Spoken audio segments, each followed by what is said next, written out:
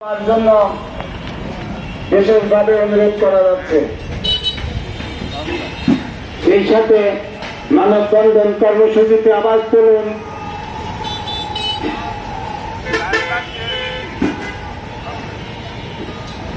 নুরুল হক বাদলের লাশ পোড়ানো কেন? প্রশাসন জবাব চায়। প্রশাসন জবাব চায়।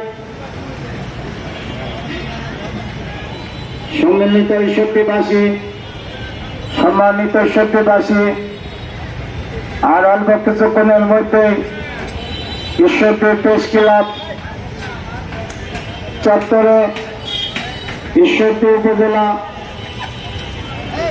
সম্মিলিত মাজার শরীফ দরবার শরীফ সংরক্ষণ কমিটির উদ্যোগে রাজবাড়িতে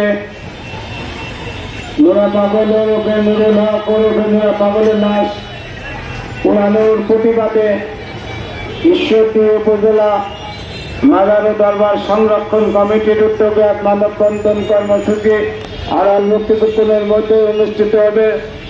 উক্ত কর্মসূচিতে